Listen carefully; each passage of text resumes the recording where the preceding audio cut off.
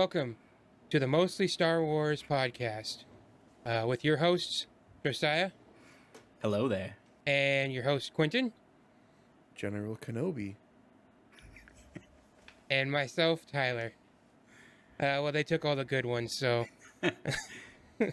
we'll move on. This is our first podcast, so we're just going to do a little intro so you guys can get to know us and we can hang out and talk. We're going to talk our favorite Star Wars stuffs. First up, what's your first Star Wars memory? You want to go first there, Josiah? Yeah, sure. I kind of had to think back when I first saw specific movies or anything like that, and then it just kind of came to me. I remembered that we got Caravan of Courage on VHS, and me and my brother watched that like a bunch of times. And it's funny because now I don't really put that as Star Wars, even though it was like a George Lucas film, like fully story and everything. But yeah, Caravan of Courage, we love that movie, so we watched it a bunch of times. And then the second movie, Ewoks, we got that one too. So I kind of ended up falling in love with Star Wars content before I really knew what Star Wars content was. It wasn't until quite a bit later that I actually watched like the original trilogy. But yeah, my first favorite character was Wicket. So I love that little Ewok. But yeah, that's my first memories of it. Awesome. All right, Quentin, same question. What was your first Star Wars memory? If I really think, what's the first thing I remember about Star Wars? I don't know how old is it to be acceptable that you can't remember what's going on in your life anymore.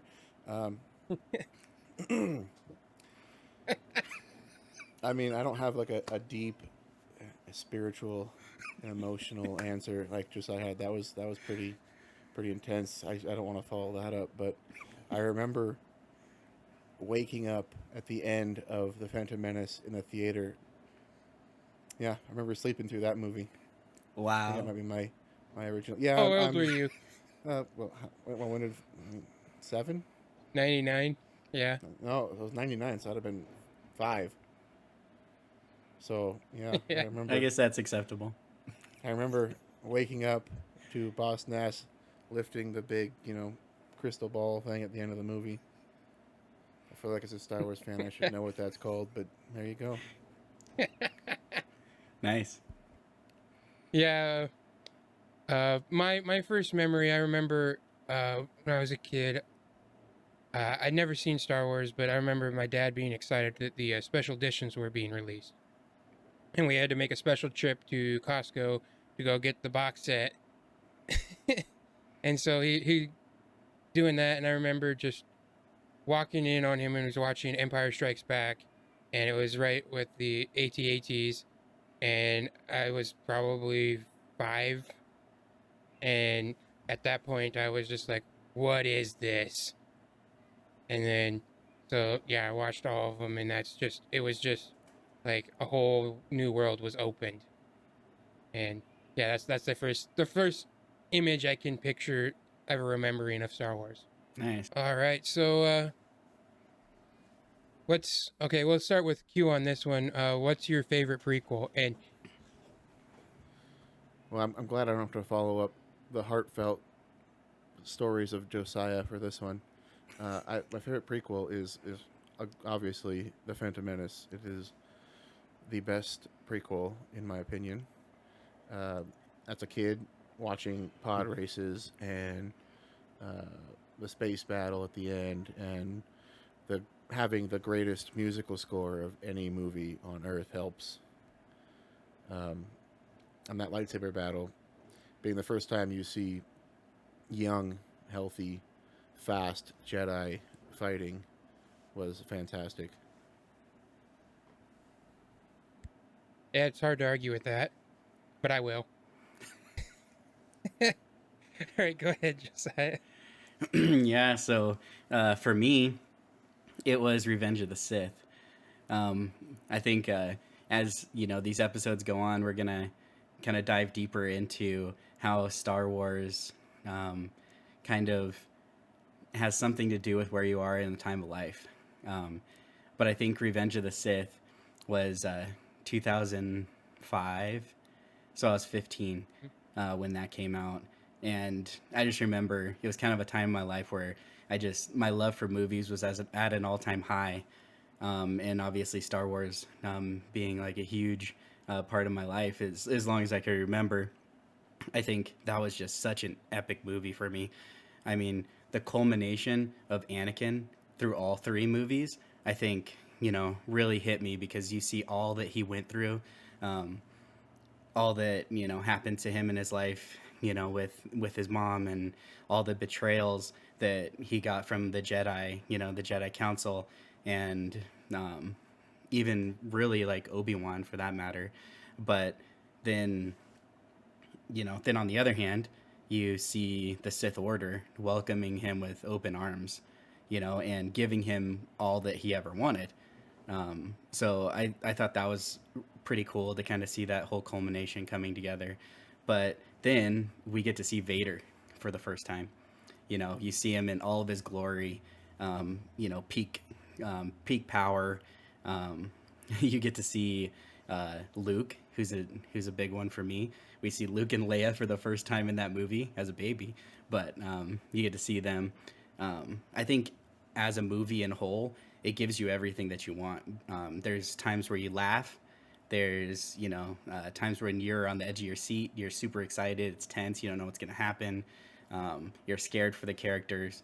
And then obviously, if you love Star Wars like I do, there's moments in that movie where you want to cry. So I think there's so much I love about the movie. But I mean, I could make arguments for almost every Star Wars movie. But being put on the spot of like which is my favorite one, I have to pick that one. And I'm gonna actually agree with you. I'm not picking Attack of the Clones.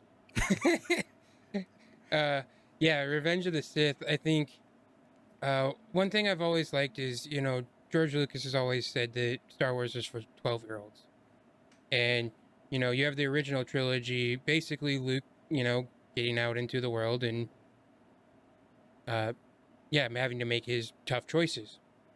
Well, Revenge of the Sith is exactly the opposite. It's still for a 12-year-old, but and I think I was 12 or 13 when that movie came out. And but it really shows you, especially with all of Anakin's choices, the opposite of like, okay, you make the wrong choice, and if you don't understand, then things are not going to turn out the way you want them to. And even if you think you're making the right choice, you better examine it because you could be making the totally wrong choice. He thought he was making the right choice and, wanting to save Padme, but he doesn't really understand the evil that he's opening up. Mm-hmm. And so, and then we're always related to uh, the brother line. You were my brother, Anakin, because it's just like you get the emotion of like you two were bonded, and it's just like heartbreaking. And one thing that uh always stuck with me is the way Obi-Wan says "I loved you," using that past tense, Mm-hmm. like saying, I can't love who you are anymore. I can't just love you for what you're doing. So, and but it shows also that they're bond. And that's why like you get the Clone Wars and you get to see that and stuff. But so that's why Revenge is my favorite prequel. I mean, so we want to do the uh, original. What's your favorite original, Q? My favorite original would be Return of the Jedi, or should I say Revenge of the Jedi. Um, Yeah, right. that's my favorite original trilogy. I feel like it's got a lot of great things in it. It's the ending of it all, the massive celebration at the end. Everybody's happy. Um, I remember as a kid, I rode motorcycles a lot, and the speeder bike just feels just like that, but way cooler. Like I was going to use that. that would be so awesome. And I remember I've been where they filmed that, and it's just you just feel like you're on Endor. It's so great. Um, and just lots of great story. I like the space battles. You know, it's that's a huge part of Star Wars, and it's where you see my favorite ship for the first time, the B Wing. It just looks so good. I love it. Um, I don't know. I like that. I like the style. I guess it fits with the Phantom Menace too, where they have three different things going on at once, and it just plays on itself so well. Um, yeah. So I'd say Revenge of the Jedi is my favorite original trilogy movie. Nice pull. All right. Josiah? Yeah, I have to agree with him. That's interesting that we agree, but I'll take it. Um, yeah, I think this is kind of one that's changed, I'd say, the most of all the trilogies, as far as like which one I would say is like the best. Um, but for a while now, I would say it's the same. Um, I think one of the reasons, kind of similar to um, the prequel trilogy, is you get the culmination of everything in the three movies. So everything kind of comes to a conclusion. You get the answers that you want and a lot of the different things. And um, yeah, I think it's the first time that we see what I consider my Luke. You see Luke with confidence. He goes up to, Jabba the Hutt, who is a formidable foe in those times. People were, afraid of the Hutts and Jabba and the power that he exerted. But he came and he's like, I'm full on, Jedi Knight. I thought that was that was really cool to see. Um, there's also, uh, there's also in there we get to see, Yoda and his final teachings and wisdom that he gives to Luke before he surrenders to the Force. Um, but yeah, and then I think finally, just like that final battle of heart, you know, uh, this is where you really see the conclusion of Anakin. You see, the everything that happened in his life, his redemption story. Um, I think that was so crazy, like the writing and the way that it was carried out by all the actors.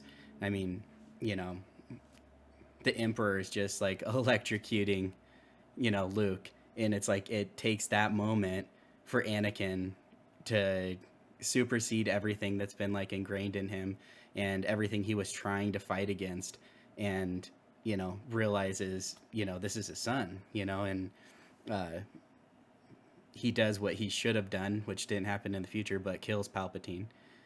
And so I mean that was just that was super crazy to see. And finally, just the continuing on with like already just like a just like gutting you of him making that decision is Anakin's like, I want to see you with my real eyes before I die. And I mean, like, if you, once Mm. you saw the prequels and then it all comes to this, like you fall in love with Anakin, and then you see everything that kind of happened to him, and then it all ends up with him basically, about to die and finally gets what he's always wanted.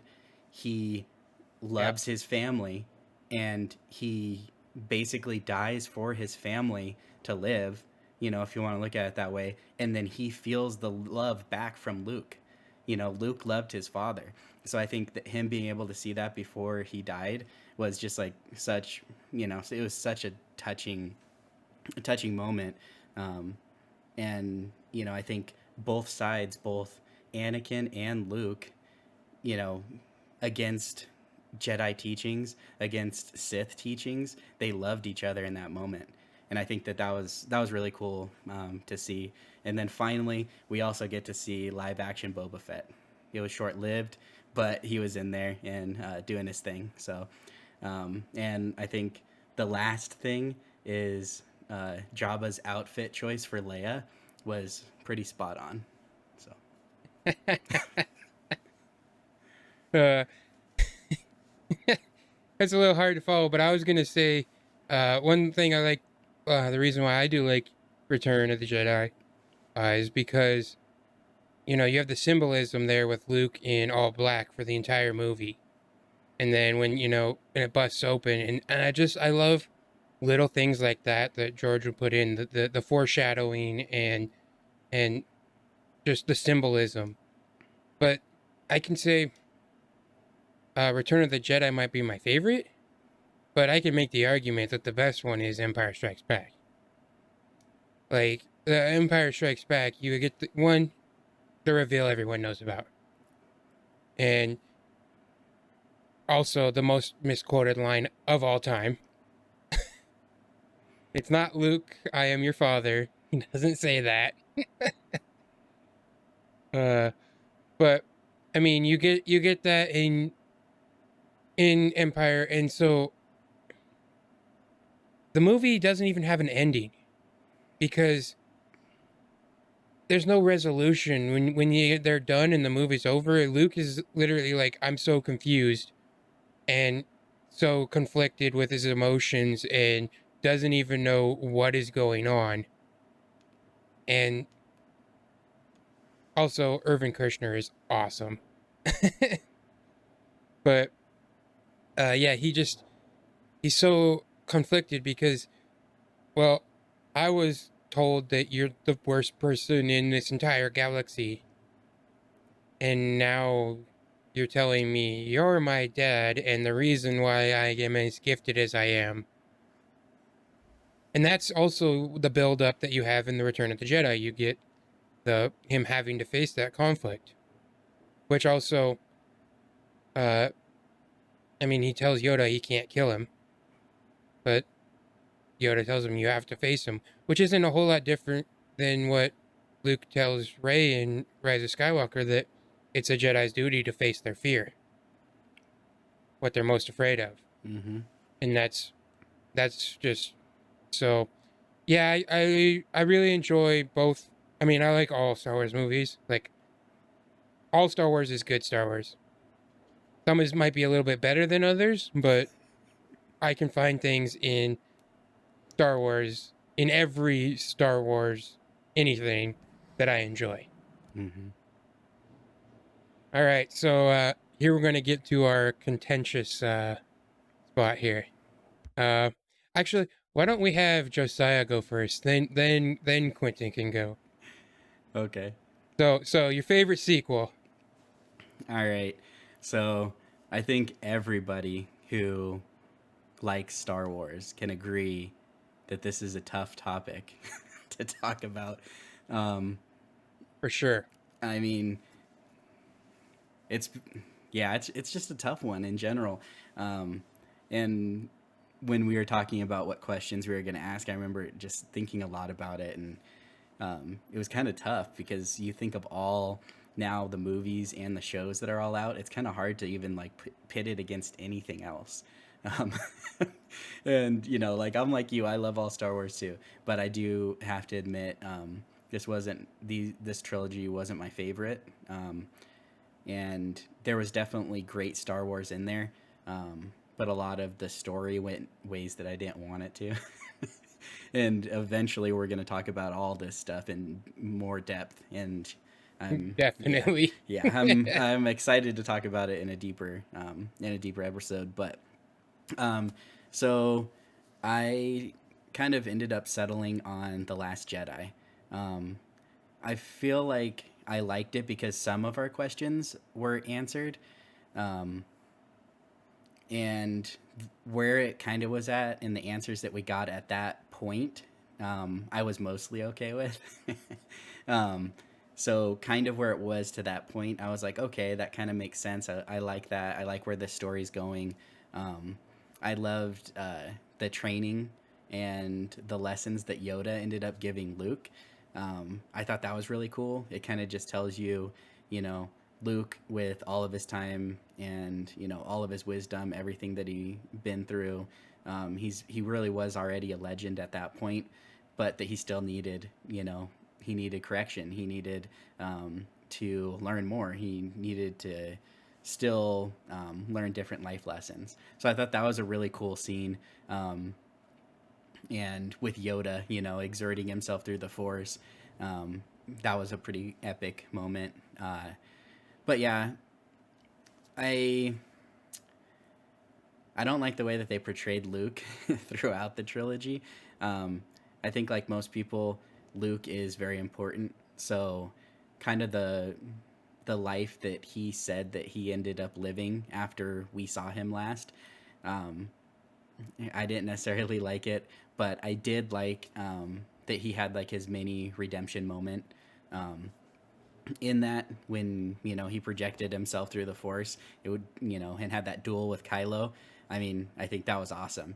He got back that swagger, that confidence, and he's just like, oh Mm-hmm. man, I just love that. That was sweet. I get goosebumps just thinking about it, because I was like, that's the Luke that I know. um, not some random hermit that's like milking sea creatures. That was kind of weird, but anyways, and also about that movie, I thought was kind of cool, was the little side mission that like Finn, Rose, and BB-8 went on. I thought that was kind of a, some people can definitely debate me on this, if it should have even been in there or not, but um, uh, when they went on their little mission and to get whatever they needed. uh, I thought that was kind of a cool Yeah. thing. Like, and I really like that. I didn't even know this at the time, but that little boy, like at the end or whatever, he was actually, I wrote it down. He now has a name. It used to be like Broom Boy or something, but now it's Yeah. Tamiri Blog. So he's actually supposedly a force sensitive youth that kind of seen the rebellion in action, and I thought that was really cool, because at the end, when he has the doll of Luke, and they're like, playing Luke's final battle or whatever, it was kind of cool, because it shows, Luke's legacy, lived on. And I think that's what the rebellion is all about, like what they always say, that spark.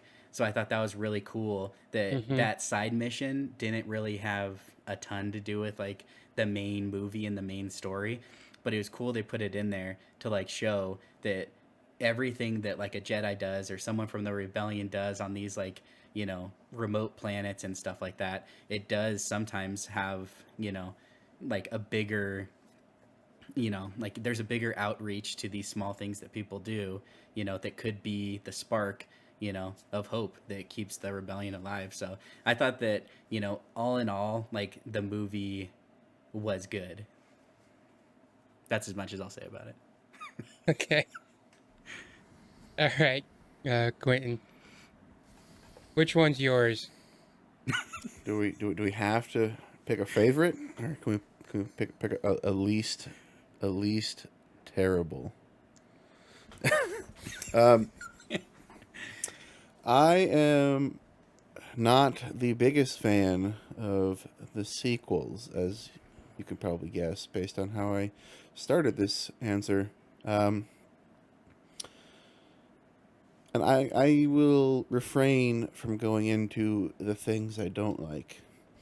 I will say that my favorite prequel would have to be The Force Awakens, just because um, it was the first new Star Wars movie that was going to be coming out when I was an adult.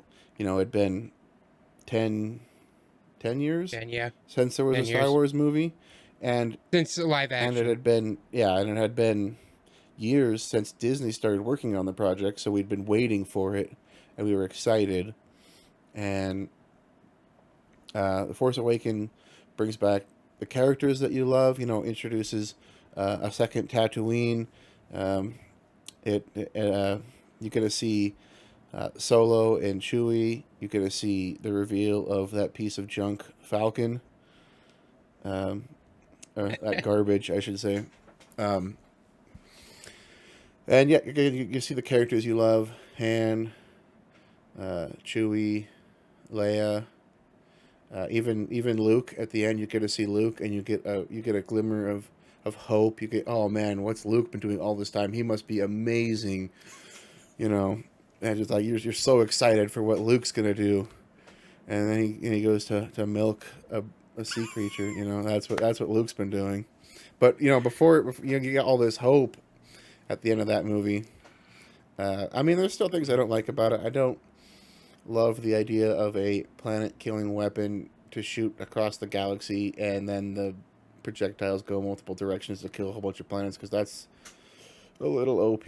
But um, I mean, there's some there's some good stuff in it, some good characters. Um, yeah, I would Great say memes. great memes. That's not how the Force works. I say that more often than I should. Um, yeah, so I would have to say the Force Awakens. Sorry, my answers are like 15 seconds, and Josiah's are like 5 minutes long. I guess that's what we're gonna have to start off with. uh, I'm gonna go. I think Rise of Skywalker for me. Uh, you get yeah, it's definitely not perfect, and I think when they were making it, Disney might have after the Last Jedi tried to overcorrect a little too much. But I still, when you're watching one, you get to see Rey finally training, and how awesome is it that Leia's her master? That like, and you get to see Luke and Leia fight. Like that's pretty cool. But you also, you know, and it was such a sad moment because you already knew that Carrie Fisher had passed, and so it was just using all the extra footage that they had. But even so, like when she calls out to Ben, well, one their fight is pretty awesome, uh, Ray and Kylo. But when she calls out to him as her basically dying, and she calls out to him for the Force, and he hears her, in that moment of just like, and that's all it takes to for him to be like, oh yeah, she forgives me, I can go back, and then the emotion of her passing. I'm like, every time I watch it, I get teary eyed. You can't like that's the princess. You can't not get teary eyed when you think of that. And uh then the emotions that because even like a few minutes later that Chewie and they tell Chewie and his reaction, and it's like, oh man, it's so hard to watch, but it's like it hits you in the feels. And I'll almost say that well, the movie is definitely not perfect. It does that well. It hits you in the feels, and not just those moments, but you know when you start hearing all the Jedi talking to Rey, and you get the goosebumps, Mm-hmm. and like the movie hits in the feels. I think more than the other prequels do, and so that's kind of like okay because you have especially with the original trilogy, you have the original cast, the original characters, and so and what's happening to them, and especially when Chewie's the last one alive, and I always see people complain like, oh, he finally got his medal that he deserved all that time, and I was like, I don't think she's awarding that to him. She's giving him uh Han Solo's medal that that actually Leia had in her possession because he had given it to her, and that's his memoir of his friends, of their fight, and that so that just it always just hits me in the feels, and that's why that's. I mean, I love the Last Jedi. I can make a lot of arguments on that, but I think the the Rise of Skywalker definitely hits you in the feels, and that's my favorite sequel. Nice. I will say I don't think there's anything more emotional in Star Wars than when Chewie cries out after hearing of Leia's passing. I feel like that is just talking about it gave me goosebumps. That's the hardest hitting of anything is Yeah, that moment. Like especially even when even well even like his when Han died, that was probably, I mean, no doubt that was probably more painful for Chewie to watch Han die. But they were in a fight. He had to keep going. Mm-hmm. When he heard the news of Leia, they were back at the base. They weren't in any danger. He was able just to let out his cries, and that is just it hits you so hard, that Yeah. moment.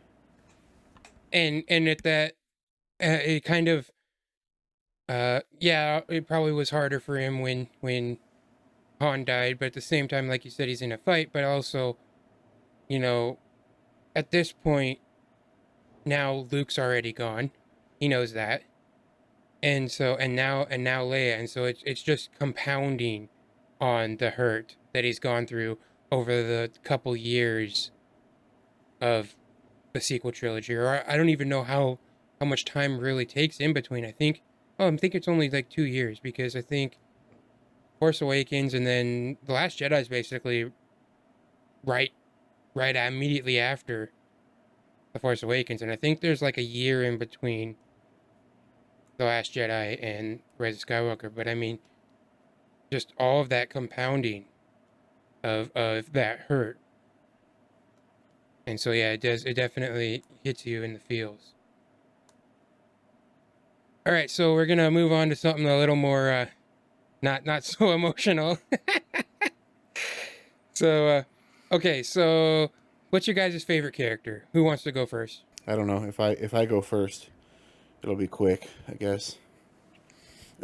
At least. Um, Don't go too deep now.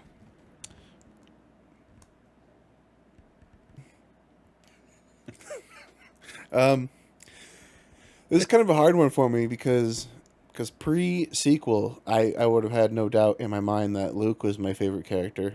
I mean, I grew up watching Luke grow up, and then like Josiah said earlier, in Return of the Jedi, he's the Jedi Knight, with all that confidence, and you see his growing up. Um, I it's probably still my favorite character. Um, it's just seeing his journey and his relationships. Um, It's been so good to see him in The Mandalorian. Mm-hmm. yeah, yeah, that has just been fantastic. Friend of the family, kind of thing. Um, Mm-hmm. I That don't hits in know. the feels too. Um, I guess I'm going to stick with Luke. I mean, I could probably. I mean, yeah, I'm not going to change it just because of what happened later on in his life. I still feel like that's my favorite character. I mean, maybe that'll change someday if I gave it a lot more thought, but right now I'm gonna stick with Luke. And you're probably gonna get like a nice 10-minute answer from Josiah as to why Luke's the best character, but I'm gonna pass it off onto him to give you all that information. So actually, you might be surprised. Um, I Jar Jar. would, yeah, I I would say, for similar to you, Luke was definitely one of my favorite characters, for a long time, for a lot of different reasons, and yeah, I could go on and on about why. But when I was actually thinking about it today, I I kind of started thinking about the different characters throughout Star Wars who I felt were right beyond what was scripted, beyond kind of how things played out in the actual movies or on screen. And I kind of got into like a mental battle with myself about Qui-Gon Jinn and Ahsoka, because when you really think about it, Qui-Gon was more wise than the wisest Jedi. He Hmm. he saw and knew and felt what was coming before Yoda did. He was he was ready and prepared to make the right decision. When it came to Anakin and when it came to the direction, of the Jedi and really of the Council. And so I thought I really like his character, and it is so sad that he died, and I think that's part of it's part of the story of why what ended up happening later happened. I feel like if Qui-Gon like didn't die, so many things would have been avoided. So many things would Mm-hmm. have been like more positive. So I was really struggling with like him because, you know, obviously beyond like who he is as a character, I felt that Liam Neeson was just spot on when it came to acting. Like he is that, you know, like to me anyways. um, and like with Ahsoka, there's similar feelings to that. She was wise beyond her years, and I think another interesting fact about her is, you know, we got to see her grow up too, and we got to see her grow up super fast. um, I think sometimes it's hard to respect somebody when you see them grow up because you see them as a kid. You know, you see them make so many different Mm-hmm. mistakes, you know, like childish mistakes like she made. um, but since we kind of like super speed her life, um, the reality is she went through a lot of, you know, crazy stuff in the amount of time that she had. She rubbed shoulders with some of the greats of Star Wars. She learned from them, and I think all in all, no matter what, no matter what the outcome was, whether the Jedi cast her out and never wanted her again, or whether they welcomed her back and with open arms, no matter what, how it would have ended up playing, I feel like Ahsoka would have left because she was able to, like Qui Gon, see that the direction that it was heading was not right. Um, and so I think both of them are kind of similar in a way that maybe they're not, you know, main characters or anything like that, but the roles that they played were so huge, and I really, you know, wish that Qui-Gon could have had like a longer role. And I mean, I hope in the future, you know, we get to see a little bit more like with force training, things like that. And obviously that's why I'm so hype about the Ahsoka show, because she is a character that deserves her story to be told more. Because despite all these greats, you know, awesome Jedi that we see or whatever, she was not only a great Jedi, but she was right, you know, and Mm-hmm. Yes. she was willing to say no, that's not right. So yeah, I that might be cheating saying too, but I felt like they kind of went hand in hand. So that's it. Yeah, I would definitely agree with that. I mean, Ahsoka definitely. Uh, I always say that she's not a Jedi, but she's a Jedi. Yeah. But she's more like how the Jedi should have been, and the Jedi became too rule specific. And she's like, no, just like Qui Gon, like, no, these are principles. These should be principles, not rules. Mm-hmm. Yeah. And so I'm gonna pick. I'm kind of gonna go off too, and I think they're also for similar reasons as well. I'd say Obi-Wan and Leia, because if you think how their lives turned out, especially uh, at least for Leia into the sequel trilogy, but they both had their lives ripped apart. Uh, but at the end of the day, they're always Obi-Wan is always the stalwart Jedi. He's always a Jedi, no matter what ever happens to him. Like he's a Jedi. Period. There's no and then Leia, she had uh, Luke thought he failed, so he left, and whatever happened to Han, he went back to being his smuggler because that's what he just couldn't deal with the current problems and went back to what he knows. But she stuck with it. She's right there in the battle, being the general for the resistance. She's doing what she needs or knows is right, and is always there. I think it's more. It has to do more with like faith, and Obi Wan always has faith that the way of a Jedi is the correct way. The light side is the correct way. It doesn't matter what happens. You need to be a Jedi, and that's the right thing to do. And same with Leia, like no fighting evil and fighting the Empire, and and fighting what the First Order is starting to do and stuff. Nope, that's the right thing, and she has faith that she's going to continue to do the right thing, to fight injustice and that. And so so that's one thing I always admired about those, and that's why yeah, Obi-Wan was always my favorite, especially like as a kid. I saw the original trilogy, and so there was Obi-Wan, but I was just a kid. But then I would have been 8 when the Phantom Menace comes out, and there's Obi-Wan, young hothead Jedi, who's killing Sith. He was, one of the greatest lightsaber duels ever, and he's just wrecking shop. And so I was always like, okay, and so you can kind of see uh his life story, and he's one of the characters actually at this point we're gonna get most of his life really. You can kind of see most of his life. That's another thing, like with Ahsoka, we saw basically, especially once we start adding the show between Clone Wars and Rebels, you're gonna get like most of her entire life, and that's just interesting. But it's the same with Obi-Wan, because you saw him when he was young, then you see him in the Clone Wars, and you get to even know him better. Uh, One thing I always thought was funny. Have you guys Dark Disciple, that book? Yeah. Uh he continually meets with Quinlan Voss, Yeah. but they always meet in a bar. Mm-hmm. And Quinlan Voss is the crazy Jedi that everyone thinks is crazy, Yeah. and he thinks Obi-Wan drinks too much.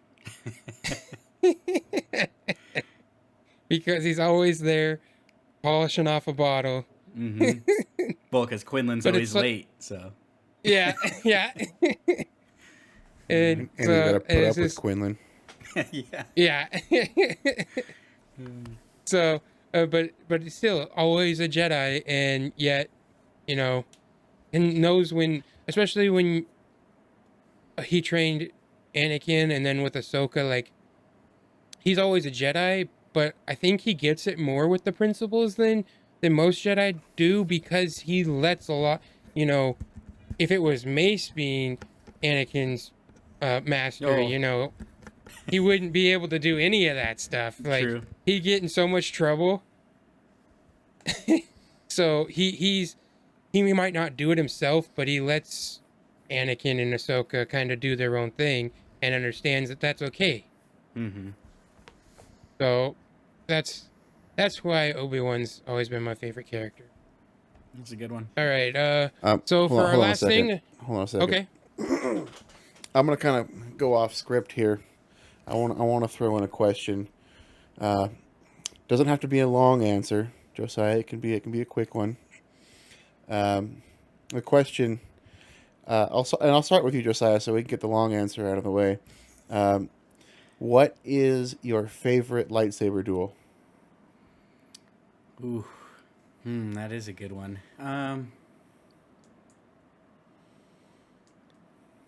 I would say there's probably two. And it's a mix between the actual battle itself and then, like the emotion behind them. I would say the lightsaber battle between Yoda and Dooku. That was a big one because obviously what preceded that battle was pretty epic. And there's a lot of symbolism, I feel like, between you know, what we know later with Luke, but losing a hand for Anakin, and then once again, Tyler brought out about Obi-Wan, as skilled as he is, like I feel like once you saw those kind of heroes, if you want to say, go down, and then you have Yoda just wobbling in, and I just my first thoughts are when I was in the theater watching it for the very first time, and you heard that tink tink of his cane, and I just remember it was just dead silent. Everyone's like, "What in the world is gonna happen?" You know, and Mm-hmm. so then I loved the battle itself with a mix between lightsaber and Yoda's doing his like typical jumping around, flipping around, going crazy, and you're just like, what the world, he's going crazy. And then when they start using the wisdom of the Force, and yeah, moving like huge pieces of the building, and then it plays on the emotions of this was Padawan and Master. I love that story more when you read the Dooku book, you know, Mm-hmm. because then when you Yes. tie all that in, it's even crazier because you're just like, wow, like the life Dooku led, where it ended up leading him, but then the relationship between Yoda and Dooku was really, unheard of for Yoda to take, a Padawan to begin with. So the fact that he did, and then what ended up happening later was really just like gut wrenching for Yoda. To see his prized Padawan end up taking the path that he did. So I think there was that like level to it, but then the actual battle itself was like definitely it was awesome. And then it played once again on your heartstrings when Dooku made him choose between beating him or saving Obi-Wan or Anakin. So I thought that was really cool, of one. And then the other one that's kind of like equally to me obviously is Revenge of the Sith, which is my favorite movie. And then we kind of already discussed it, but just how close Obi-Wan and Anakin were to each other. You definitely see the love there, and that's why when the choices that Anakin made Obi-Wan so angry and vice versa, was the only way you get that much, you know, disappointment, that much anger, that much hatred is when you love someone. Because if Anakin didn't love Obi-Wan, he wouldn't be so angry. He felt like that was the biggest That's true. betrayal that like he's ever experienced, is the one person, that he loves as a brother, maybe even possibly as a father figure. Basically, he feels like he turned on him, and so he's feeling like now not only is, all of the Jedi, but then Obi-Wan also turned on him. You can understand his feelings of like Mm-hmm. complete betrayal and hate. And then Obi-Wan on the same, as the battle progresses, he's seeing even more and more, like you can see in his eyes, the dark side is completely taking over, this person that was, like he said, a brother, but I feel like in some ways also kind of like a son. So he's seeing that, through the course of the battle, he lost him. And so I think that's why at the end it's so epic, like you said, that he uses the past tense. Because from the moment of him landing on Mustafar till the moment he leaves him burning on fire, his mind changed. Obi-Wan went from, I'm going to save Mm-hmm. him, or at least try to, and if I can't, like you said, he's a Jedi through and through. He's going to do what he has to do no matter how hard it is on him. But his initial goal was to save him, was to turn him. I Mm-hmm. don't think that Obi-Wan, thought what was going to end up happening was going to happen. He thought he could turn him. And so I think through the course of that battle, the emotions change, from Anakin at the beginning to Anakin at the end. You see his emotions change, but I think even more importantly, like you brought out, you see Obi-Wan go from, I'm going to save this person, there's still hope despite everything he did, there's still hope, to at the end saying there's no hope, he's completely lost to the dark side. So between those two. I like that because uh yeah, when because they even have that conversation like Chancellor Palpatine is evil. Like you, come on, man. Yeah, like, are you serious? And that's, I think that's where he makes that decision that you talked about, Mm-hmm.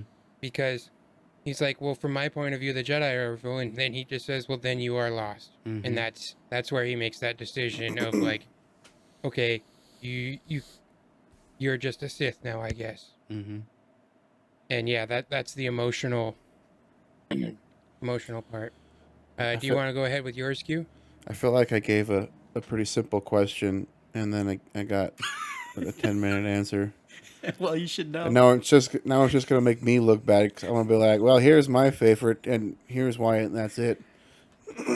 um, I think my favorite duel is actually not live action. My favorite duel would come from the Rebel episodes Twin Sons Ooh, between Obi-Wan and Darth Maul. love it. And Yes. I mean, it might be a bit controversial because it's half a second long, but there's a lot of emotion in that duel. And they took this character of Darth Maul who was good but not really much other than an awesome fight scene in the first movie. Hmm. And then the Clone Wars really developed his character, and I'd say even Rebels even more on top of that. Just Darth Maul is Old such master. a good character. It's more than just the guy who got cut in half in the first movie. And the anger and the hate that he has for Obi-Wan specifically, and in that conversation they have before it, you know, where Obi-Wan's look what I've risen above, the anger and the hate that Darth Maul killed Obi-Wan's love. He loved Satine, and Mm-hmm. and Darth Yep. Maul just killed her just to get at Obi-Wan. And yet he's risen above the hate for Darth Maul. He doesn't hate Darth Maul. And it's that you see the anger on one side and just the at peace on the other side. And then how Serenity. that fight takes place so fast just because Darth Maul is just all about the hate. And he's just goes straight at him with anger and makes a mistake because his mind's just enraged in anger, and it has been for years. For years and years he's sat on this anger. It's the only thing he wanted. It's the one thing he wanted in his life was to revenge against Obi-Wan. And Obi-Wan is just completely at peace with no anger at all towards Darth Maul, even though the horrible things that Darth Maul has done to him specifically uh, is just it. Yeah, I think it's so. And then the conversation afterwards, how Darth Maul knows he's defeated and knows he's dying, and that almost gives him peace. Yeah.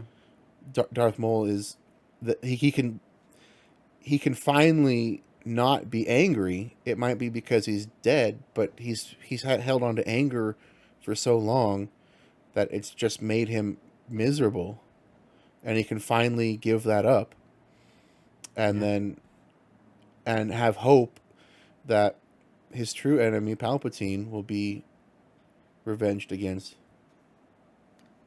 Yeah. Yeah, I like that a lot. I do feel like even when he's dying a little bit, he's still has a little bit of that hate because he's like, well, because he asked if Luke is the chosen one, and he's like, well, he'll avenge us. So he's still angry even in his dying words. But I do agree, like he's releasing it and he knows that. But yeah, that's so good. It's very emotional, and I like that point. Yeah, I think Uh, like we should at least mention too the atmosphere of that fight. That was so spot on. Like I loved that. Like they're like it casing each other up around the fire, right? And so you have like the fire kind of like going off of their faces and everything. And then when the fire finally goes out, it's like pitch black until you see the lightsabers. You know, like I love the way that they filmed that fight scene. And then you just, like you knew it had to happen, mhm. but he gets that classic just like, you know, Yeah, like, oh man, Yeah, that was just like epic. You're just like, yes. That's the his Obi-Wan classic move. stance. Yeah, I love that. It was perfect. uh, that was real good. Um, you know, it's hard to pick. I mean, there's so many good ones. Uh, Straight up awesomeness is probably either the Darth Maul Obi-Wan from Episode One or Anakin versus Obi-Wan. Those are still, I like both of those, but I think probably. I mean, I guess Anakin and Obi-Wan's very emotional, but the Return of the Jedi, when like Luke's trying not to fight as much as I won't fight you, Father, and Mm-hmm. he just goats him on, and well, like, well, maybe your sister will join us, and then you can see the anger in Luke, and you're like, whoa, and you can even see, because Luke's all dressed in black, and he's got to make that choice whether he's going to give in, because he does give in to anger. He gives into that anger, and he cuts off Vader's hand, Mm-hmm. and but I think you can have a moment like that, but realizing, like he does, that no, I was wrong, and that so that fight is just like, especially him growing and learning to be the Jedi that you should be, and not you're. It's not all about laser swords and just fighting bad guys. Like you got to be the moral victor too, Mm-hmm. and he kind of realizes that fighting is not, it's not right, and he tries not to fight Vader, and Vader forces him to. So it's just, and he gets that anger, and because he screams no, because he's not going to take Leia, and but just the emotions of realizing that, okay, you can't just beat someone with the laser sword. Mm-hmm.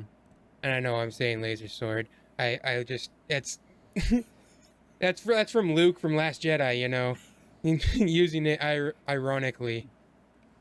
Uh, because yeah, like you said in Last Jedi, he says that, and like you can't just do that, and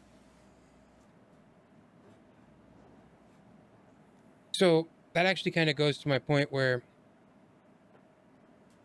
now I'm thinking about it. I'm almost wanting to switch, because the Last Jedi duel with Kylo is amazing because of all those things. Is where he learns, like, yeah, he's gonna stare down an entire army, and he's not going to hurt a single person,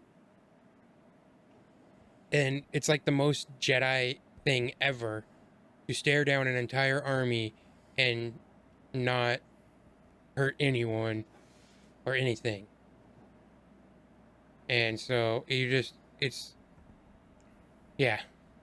So that's my thought. I just lightsaber duels. There's like the more emotion that's behind them, I think the better that they are. I think that's kind of where maybe the sequel trilogy wasn't as good. Uh, because it like you could feel the emotions, especially like in The Force Awakens, where Rey's like, "You're a monster," because she just watched him kill Han Solo. But so you get that emotion, but it's not the same. It's not the same because is there, like, whether you hate someone for killing someone, you don't have a relationship with them, Mm-hmm. and you know you get in like Last Jedi, you get Luke having the relationship. That's his nephew. He trained him. He's the one that Kylo basically left him for dead, and so he's got that emotional build up. Uh, but then you go back to your point of uh, Revenge of the Sith and Anakin versus Obi-Wan. Like, you've got that brotherhood bond, especially that's explored in the Clone Wars, and it's just that emotion of betrayal and love and hate, and so it makes it so good. Mm-hmm. So I think basically that's kind of that's what makes the a great lightsaber duel is the emotion and the people behind it. All right, let's move on from that. Let's see our last topic. Let's talk about some upcoming projects. I know we got the Obi-Wan show coming up here in about a month. Not even a month anymore. Uh, I'm so looking forward to that. I can't wait. What are you guys looking forward to? What do you want to see in the show? That's I don't know. I haven't thought about that. Yeah, I That's mean, just the that's probably a good thing. right. Yeah, I think the first thing that came to my mind when you asked me that question was flashbacks. Like Yeah. I'm sorry, but I mean, I need to see flashbacks. Um, You just want to see Hayden Christensen in the flesh, not just as Vader. oh yeah, Yeah. yeah. So I think And in Qui-Gon. yes, and I think that is exactly the point you were just making about, like caring about characters makes something better, like in any movie, but especially in Star Wars. Like, I think being able to see some of those flashbacks and get like more of that emotion involved in the show, I think that would definitely make the show a lot better to have like some flashbacks that have meaning, and give like a sentiment to the actual show. That talking about Vader gave me a reminder of this YouTube short that I saw the other day, where it's talking about the scene in Episode 4 when Vader and Obi-Wan are fighting, and Vader says, "When I left you, I was but the learner. Now I am the master." Well, in Episode 3, Obi-Wan walked away from Vader. So technically it wouldn't be Vader having left Obi-Wan. So we might get a see. I mean, it might be nothing, but it might just be a link to that scene Mm-hmm. of Vader leaving Obi-Wan. Yeah. He might he Yeah. might he I might don't. feel that he might feel that Obi-Wan isn't worth it. Maybe he's a lost hermit. He's not worth the fight. He doesn't know about Luke, and he ends up just leaving him to. He might think he's just leaving Obi-Wan to suffer, and he might feel Mm-hmm. like he's winning by leaving him in that at that time. Yeah. Hmm, Yeah, I mean, I never I thought of it hope, like that. I really hope that happens. I mean, I would love to see another battle. Obviously, I think there's Vader. gonna be. Yeah, like Vader in full power, at least to himself. Like, I think that would be Like awesome. And like you like just Jedi said, like, Fallen Order Vader. yes. So, I mean, Yes. like, we want to see Vader where the universe is scared of him. Like, I mean, that's Mm-hmm. what I want to see Vader as. Like, and I think in Rogue One they touched on it, gave a glimpse of what I want to see. I want to see him just walking through people, you know.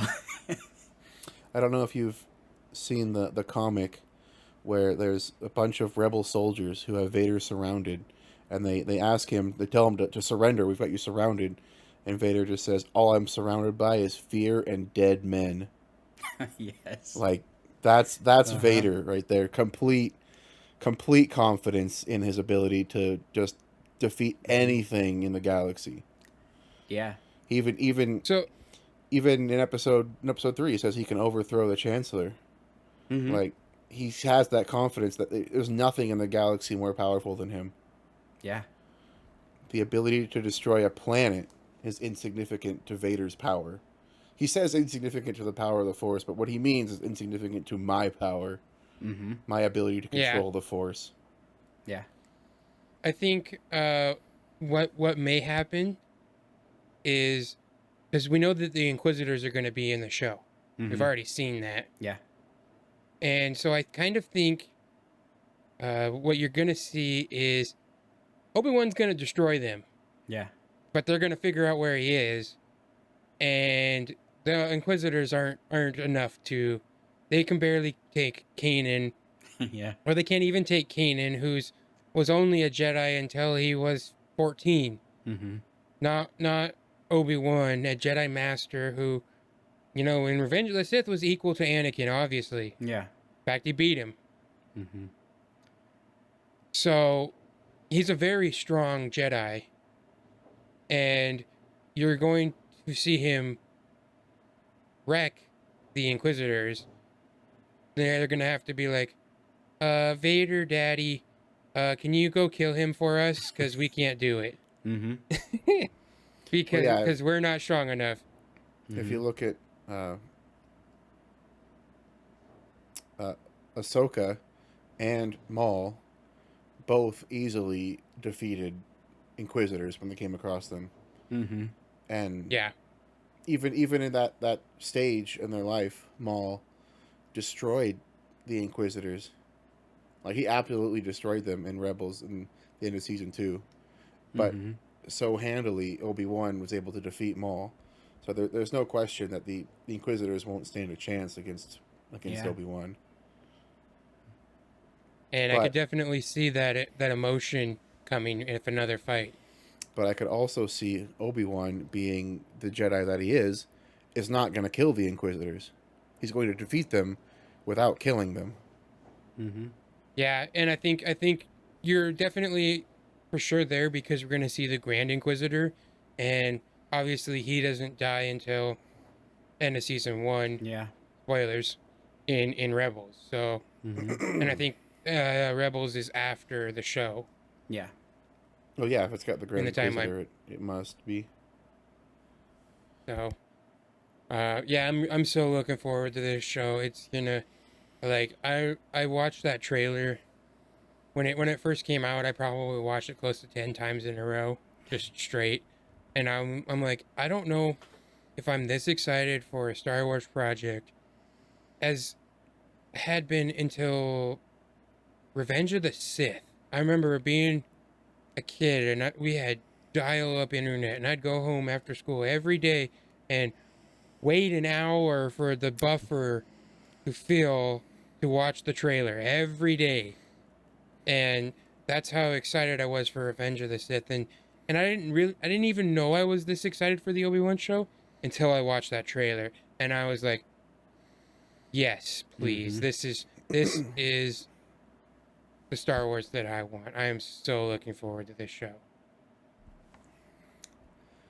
I mean, I agree. I am looking forward to this show, but when I read that question, the way you had it, which project are you most looking forward to? I kind of thought that as if you could have any Star Wars project that you know is in development, if you could have access to any one of them, Yeah, I I, for I sure. would I would have to pick the Knights of the Old Republic remake because I I firmly could see believe that.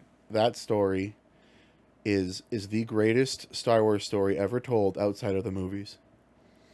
And I played that game when it came out in 2003. I bought it for my Xbox. I bought it for my computer. I bought it again for the computer when it came out in a bundle Well, of Star Wars games. I bought it again for the computer when I got it on GOG because I wanted to play it because I didn't have the discs anymore. I bought it again for the computer when I got a huge Star Wars bundle off of Humble Bundle for Steam, and I've got it on my cell phone. Bought it for there, and I still play that game. It hasn't been that long, maybe a couple months since I've done a playthrough on that game that came out in 2003. I absolutely love that game. It's got such an emotional plot, such great characters and character development. Um, it definitely has definite good character development. That's for yeah, sure. and it's my favorite Star Wars game of all time. Um, For sure. Mine too. I've probably, I mean, it's not like it's a short game. I've probably beaten it like 15 times, if not more. And I still, like I said, I have it on my phone. I'll fire it up on my phone when I'm not busy, and then sometimes I'll sit down and just do a playthrough on my computer. Like it's so good. So I mean the story, the way you develop your character, it's so good. And that is the one thing. If I could have any piece of Star Wars media right now, there's no doubt in my mind I'd pick that one over anything. That's a good choice. Mm-hmm. I am really looking forward to that. Uh, I I love that game. I've played it many times. The twist in it is one of the best twists in all of Star Wars. Uh, Yes, I agree with that, and I almost want to say not to talk about it just because I know there are people who haven't played it. And mhm. since it is going to be remade, that'll be an opportunity for them to experience it firsthand. I mean, I know there's obviously spoilers out It there. is. There's books. There's It, books that have been written off of it, and so I know that it's out there. But it's just it's such it was. I remember the first time seeing that plot twist and just being in awe of everything. It's just such a good story. yeah. For sure. You will definitely be talking about that too when it comes out. That'll be a fun one. It is one of those ones like if you played it when it came out, you can still play it, but it is kind of, I mean, it's definitely aged. The graphics aren't the greatest, and so it can be one that sometimes can be tough to play if you haven't played it before. But if you're Mm-hmm. used to it, you can definitely play through it again. It's such a great game. Everything about it is amazing. And I like it. It came from an era of video games where it didn't tell you where you had to go on a map. You didn't follow a line or an arrow. A You waypoint, yeah, yeah, you had to pay attention to the story and and read the journal logs and actually be involved with it to know where to go. You couldn't just mindlessly hold the W key and find out and follow a line. You had to pay attention. You had to be involved in it. A for different sure. era of video games. And it wasn't like linear levels either. There was there was openness to it. Yeah, yeah, because it's just open area and you have to go and find. I know people who have tried to play it, and you definitely can get lost if you don't pay attention. Mm-hmm. And you have to explore everything. I mean, it's just there's so many good gems too. Like you won't get quite the story if you don't talk to your companions continuously. Yeah. Like you have to continue to talk to them because one of the best things about the game is the story that they add that doesn't even affect the game itself. Like it doesn't affect the current story that you're playing, but they literally describe the events that happened 10 years ago and really fills in where you are in the stream of time and what has happened in Mm-hmm. the universe because you can see what happened and now why what is happening it starts to make sense. So yeah, it is one of the I would say one of the greatest games ever made. How about you, Josiah? Is there anything you're looking forward to more than Obi-Wan, or is that like on your list of that's what you want more than anything right now? Yeah, I think obviously, besides the fact that it's coming so soon, it's definitely a big one on my list. Since you kind of brought it up, the fact that all the Star Wars games are coming out, in the next few years, kind of makes me excited. Just because the amount of game content that's coming out is, like we've already discussed, any Star Wars content is great. So I'm kind of curious to see how all these, different developers come up with, new and unique Star Wars content. Um, I think kind of the fact that you said, your favorite game came out in what, 2003?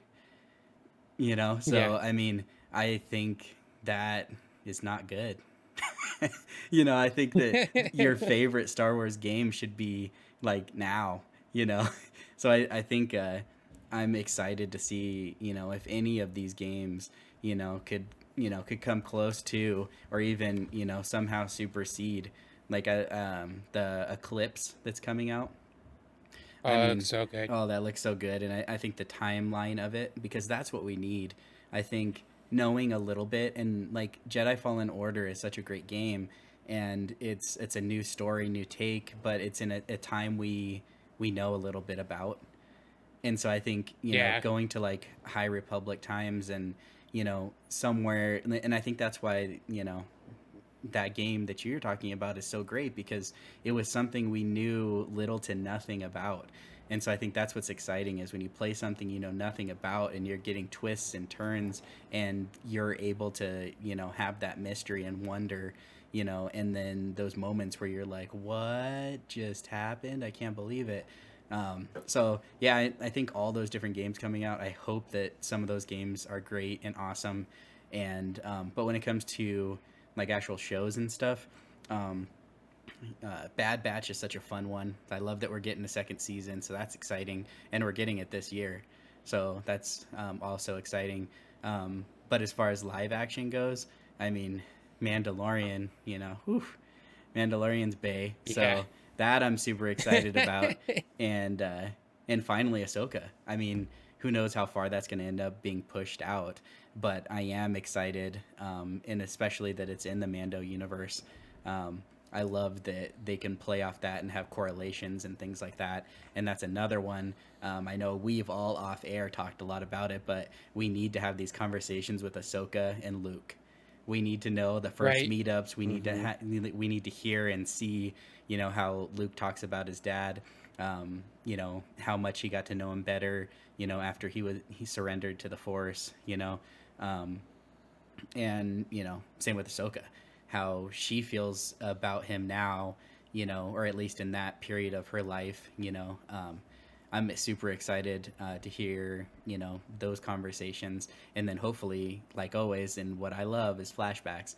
So I would love also in the Ahsoka show to see Ahsoka and Hayden, and Anakin together, in live action, like in flashback That would be form, cool. and um, if it's moments that maybe we hadn't even seen on the Clone Wars or Rebels, but especially some of those huge moments between them, I would love to see that in live action. So yeah, I would say Obi-Wan definitely. I'm super excited and hyped about that. I really hope they don't bumble that one because it's it's such an important one to me. But yeah, then besides that, I think my next one's is gonna be yeah, definitely the Bad Batch and Mandalorian and Ahsoka. I think just one last thing I'll say, so I don't keep on rambling on, but um, a lot of um, these shows, it depends how many seasons they get on how great it can be. Because in one season, it's really hard to fall in love with characters. Um, and especially if they're bringing in new characters you've never seen before, and new plots you've never heard of before. So I really hope Obi-Wan has ends up having more seasons. I would love to see Ahsoka have more seasons. I think Mandalorian, if it was one season and done, it would be great, but not as great as it is today. I I think think to your point there, sorry, Q. I was just gonna say to your point there, with Obi-Wan, it's a little different because, or even like Ahsoka, because these are established characters that you already have Yeah, relationships with. that's true. The Mandalorian, like, yeah, you could definitely see where you wouldn't necessarily feel that same kind of bond with him because you're like, okay, well, I just seen him in this show and that's it, and you need time. Well, for Yeah, a lot of those characters, especially like Obi-Wan, we have that. We have so many emotional points just in Revenge of the Sith that we are already bonded to that character. So I don't necessarily think it'll be a bad thing. I think it would be great to get another season, but I don't think I'll be more or less connected with the character because it's only one season. I At least think for this show in particular. the Ahsoka show definitely has the possibilities of going more seasons because that character doesn't have an established end yet, like Obi-Wan does. yeah, that's true. True. I was gonna say, as far as I mean, obviously Obi-Wan is so exciting because it's right around the corner. But I think probably the next show that I would be most excited for is the Andor series. That's supposed to Hmm. be coming out this year as well. Yeah. Um, I think they have plans for multiple seasons on that one too. yeah, Mm-hmm. and that I will say Rogue One is my favorite movie in the Disney era of Star Wars. I love that the nitty gritty. This is what the Empire is, rolling in the dirt. This is Star Wars, it's a lived in universe, and you get to see that really well in Rogue One. And Yeah, so that is true. for being a one movie show, you can really fall in love with some of those characters too. Uh, I love the idea of Bodhi Rook was just a fan of Star Wars who submitted a tape and wasn't even an actor, and he landed that role, and he does such a good job in that in that Now he's an actor. in that role of going from kind of insane to being really scared to a moment of bravery right before his end to make sure his mission gets accomplished. It's just stuff like that is just That's the story of Star Wars. Yeah. yeah.